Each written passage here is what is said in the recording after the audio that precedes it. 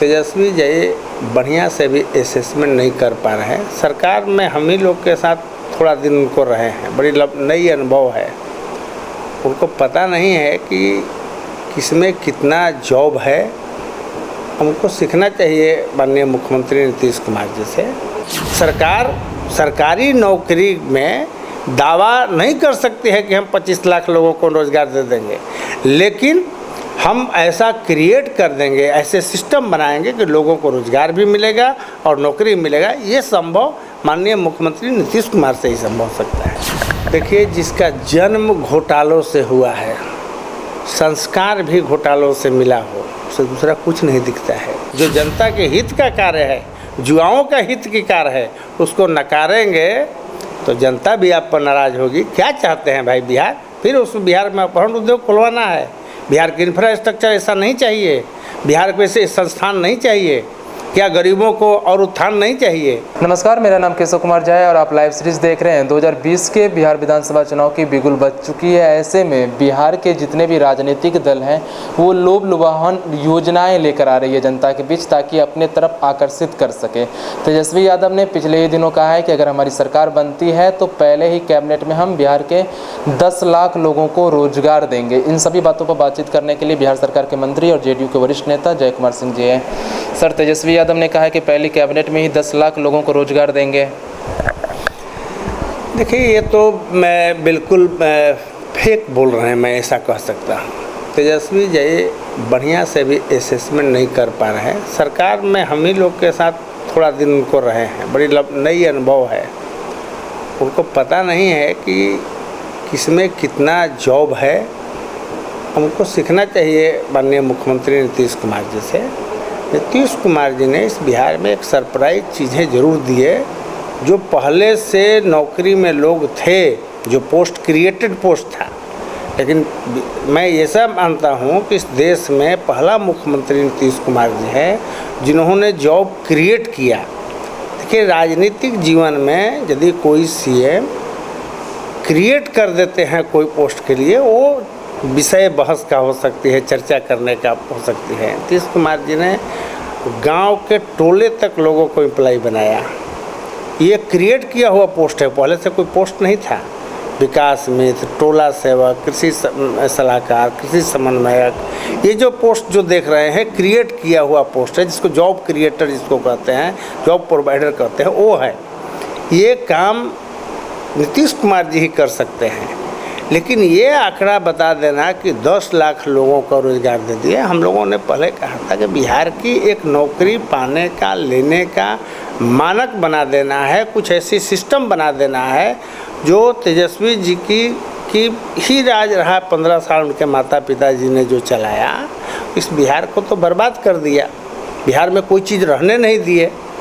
बिहार की ऐसी स्थिति थी कि किसी भी डिपार्टमेंट में जो पोस्ट सेंक्शन पोस्ट पर एम्प्लॉय नहीं होते थे, नौकरी दूसरा नया क्या देंगे। उस समय ये स्थिति थी। 15 साल जो बिहार को आदमी देखा है, और 15 साल के बाद जब सरकार बनी तो इस बिहार को मानक पर लाया गया कि इंफ्रास्ट्रक्चर ध्वस्त था, गड्ढा में तब्दील बिहार था, कहीं ना स्कूल भवन था, ना स्वास्थ्य भवन था। ये सारे चीज़ें माननीय मुख्यमंत्री नीतीश कुमार जी ने बनाया। बिहार में नौकरी की संभावनाएं कहाँ दिखती है? नौकरी की संभावनाएं जिस राज्य में वहीं दिखती है जहाँ इंडस्ट्री हो। हम उस मानक पर आज बिहार को जरूर खड़ा किए हैं। हम लोग धन्यवाद देते हैं माननीय मुख्यमंत्री नीतीश कुमार जी की सोच को और विजन को, कि आज बिहार में जो बिजली 2 घंटा नहीं हुआ करता था, आज बिजली 24 घंटा रह रही है। गांव-गांव, टोला-टोला तक बिजली पहुंच गया। बिहार के में अब कोई भी इंडस्ट्री यदि आएगा तो उसको ये नहीं सुना कि बिजली की भी अभाव बिहार में है। सर, अभी तक इंडस्ट्री कंपनी वगैरह क्यों नहीं आ रही है बिहार में? मैं वही कह रहा हूँ कि 15 साल इस प्रकार का बिगाड़ा गया बिहार था।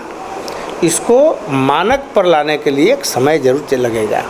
इंफ्रास्ट्रक्चर डेवलपमेंट का सब टाइम फ्रेम होता है। आज बिहार में जिन मानक, जो इंडस्ट्री के लिए मानक चाहिए, उस मानक पर आज बिहार खड़ा है। चाहे ONH के रूप में, SH के रूप में, DR के रूप में, ग्रामीण पथ के रूप में। आपका लॉजिस्टिक नहीं रहेगा, कौन इंडस्ट्री आपके यहाँ आएगा? बड़ा इंडस्ट्री तो बिहार में आएगा नहीं, चूँकि हम सीशोर पर बसा हुआ प्रांत नहीं है। लेकिन स्मॉल सेक्टर, मिडिल सेक्टर और माइक्रो सेक्टर की बहुत संभावनाएं हैं। यहाँ की रॉ मटेरियल पर आधारित उद्योग लग सकती है। हम बहुत सारे चीज़ें देश में सबसे अधिक पैदा करते हैं। सब्जी के क्षेत्र में हम आगे हैं, फ्रूट के क्षेत्र में आगे हैं, धान के क्षेत्र में आगे हैं, और स्मॉल सेक्टर में ही नौकरियों की संभावनाएं ज़्यादा है। दुनिया जो भी एम्प्लॉयमेंट क्रिएट किया है वो स्मॉल सेक्टर और मिडिल सेक्टर से ही किया है। बिहार आज उस मानक पर है। अब बिहार में स्मॉल सेक्टर और मिडिल सेक्टर की नई उद्योग नीति भी हमारी बहुत परिवर्तन हुई है। हम कई चीज़ों को मोस्ट प्रायोरिटी सेक्टर में रखे हैं। अब हमारे यहाँ इन सेक्टर को बढ़ावा दी जाएगी और यही नौकरी है, इसी में एम्प्लॉई है। और सरकार सरकारी नौकरी में दावा नहीं कर सकती है कि हम 25 लाख लोगों को रोज़गार दे देंगे, लेकिन हम ऐसा क्रिएट कर देंगे, ऐसे सिस्टम बनाएंगे कि लोगों को रोज़गार भी मिलेगा और नौकरी मिलेगा। ये संभव माननीय मुख्यमंत्री नीतीश कुमार से ही संभव हो सकता है। 7 निश्चय पार्ट 1 सफल रहने के बाद मुख्यमंत्री ने 7 निश्चय पार्ट 2 का घोषणा किया है, लेकिन महागठबंधन के नेताओं का कहना है कि घोटाले की ये योजना है दोनों। 7 निश्चय पार्ट 1 पूरी तरह से विफल रही बिहार में। देखिए, जिसका जन्म घोटालों से हुआ है, संस्कार भी घोटालों से मिला हो, उससे दूसरा कुछ नहीं दिखता है। चिंता बिहार की है, बिहार के गाँवों की है, बिहार के किसानों की है, नौजवानों की है, महिलाओं की है, बच्चों की है। ये चिंता जब होगी तो ये लगेगा कि नहीं कुछ काम अच्छा हो गया है। यदि आप गांव में निकल रहे हैं, गांव और शहर की सुविधाओं की कितनी भारी दूरी थी।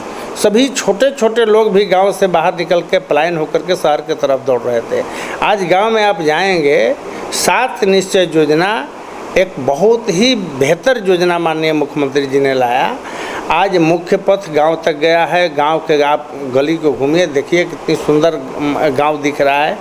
आज बिजली घर घर कनेक्शन हो गया है। 7 निश्चय में हम लोग का सभी जिला में इंजीनियरिंग कॉलेज और पॉलिटेक्निक कॉलेज लगाना था, जो कोई विश्वास नहीं करता था कि बिहार में भी सभी जिला में राजकीय इंजीनियरिंग कॉलेज और पॉलिटेक्निक कॉलेज होगा। ये 7 निश्चय का था, युवाओं का उप मिशन था, अवसर बढ़े आगे पढ़े, ये 7 निश्चय का था, जिसका मैं डिपार्टमेंट का मिनिस्टर हूँ। आज मुझे ये कहते हुए प्रसन्नता हो रही है कि 38 जिला में इंजीनियरिंग कॉलेज की पठन पाठन शुरू और 38 जिला में 42 राजकीय पॉलिटेक्निक कॉलेज का पठन पाठन शुरू हुआ है। ये सरप्राइज चीज़ है। जिस बिहार में कोई बड़ी संस्थान का नाम निशान नहीं था, आज वो बिहार है।